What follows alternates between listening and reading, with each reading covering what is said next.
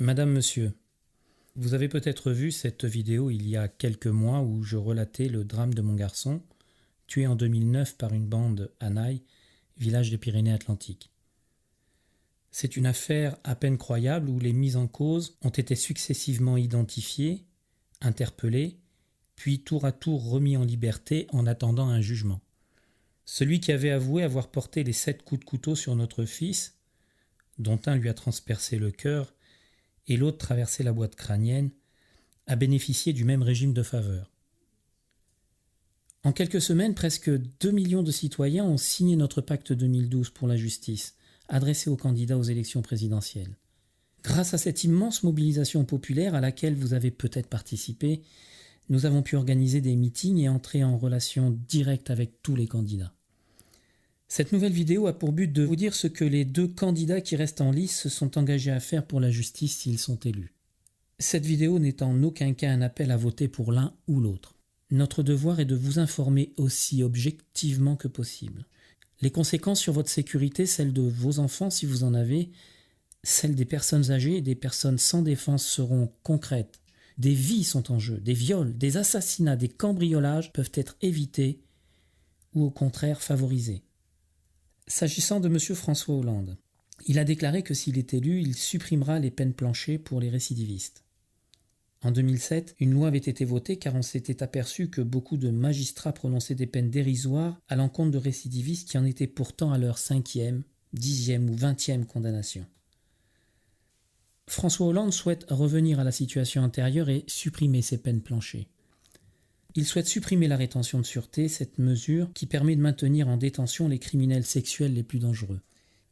On ne sait pas exactement quelles sont ses motivations, car cette mesure concerne des prédateurs sexuels multirécidivistes au profil psychologique particulier, ceux dont tout le monde sait qu'ils vont récidiver si on les laisse sortir de prison. S'agissant du droit d'appel des victimes, François Hollande ne s'est pas prononcé personnellement, mais son conseiller justice a déclaré qu'il s'agissait d'une mesure dangereuse qui transformerait la justice en un instrument de vengeance. S'agissant de M. Nicolas Sarkozy, il a promis de donner aux victimes le droit de faire appel des décisions de justice. Il a promis d'annuler la loi pénitentiaire de 2009 qui impose de laisser en liberté par principe tous les condamnés à moins de 2 ans de prison ferme. Il a également décidé d'augmenter de 24 000 le nombre de places de prison afin que la France se rapproche de la moyenne des pays européens. Aujourd'hui, nous sommes largement en dessous. Voilà donc l'essentiel du programme pour la justice des 2 candidats qui se présenteront dimanche prochain pour accéder à la plus haute fonction de l'État. Toutes les références et les détails techniques sont disponibles sur le site internet de l'Institut pour la justice. J'espère que vous ferez circuler cette vidéo le plus largement possible autour de vous. C'est un geste civique qui permettra à tous de prendre une décision bien informée le jour du second tour. Car il ne faut pas se faire d'illusions, si le nouveau gouvernement ne prend pas le sujet de la justice à bras-le-corps, aucun changement n'aura lieu dans notre système judiciaire. Prenez le cas de l'assassinat de notre fils. Vous vous souvenez de ce qu'il s'est passé. Le 22 août 2009, Jérémy, 19 ans, rentrait au domicile de la famille qui l'accueillait. Il a croisé sur son chemin une bande de délinquants parmi lesquels plusieurs récidivistes. À 10 contre 1, ils se sont acharnés sur lui avec une barbarie inimaginable. Il voulait se faire un fils de flic. Quelques minutes plus tard, Jérémy succombait à la tuerie qui s'était organisée.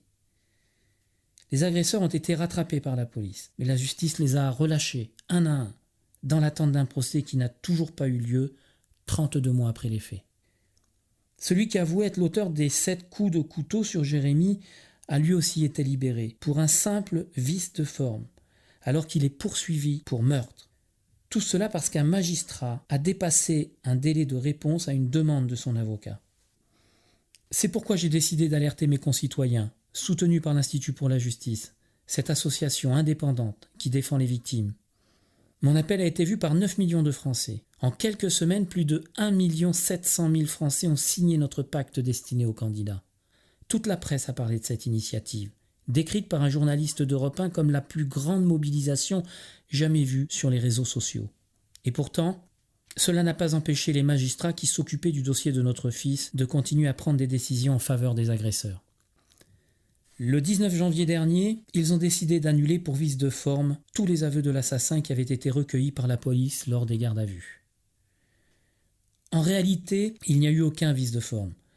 Lorsque la garde à vue avait été réalisée en 2009, les policiers avaient scrupuleusement respecté la loi.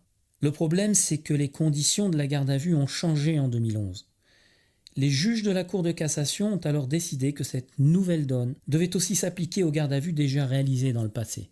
Les aveux du criminel de notre garçon ont tout simplement été effacés de son dossier. Nous sommes de nombreuses familles de victimes à être concernées. Vous vous souvenez peut-être de la jeune Léa, 17 ans, qui a été violée, torturée et assassinée le 1er janvier 2011. Le principal suspect, Gérald de Sereau, avait lui aussi tout avoué en garde à vue. Mais la décision de la Cour de cassation a entraîné l'illégalité de sa garde à vue pour les mêmes raisons que pour l'assassin de notre fils. La maman de Léa s'est insurgée dans la presse, je la cite. « Comment peut-on demander l'annulation de la découverte du corps de ma fille ou de la perquisition qui a permis la découverte du caleçon souillé du sang de Léa dessus ?»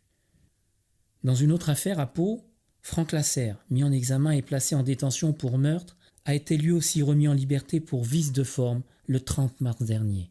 Et quel vice de forme! Son avocat s'est rendu le samedi 10 mars au tribunal de Pau pour défendre en audience les intérêts de son client. Mais il a trouvé porte close et a déclaré que c'était une violation de ses droits fondamentaux.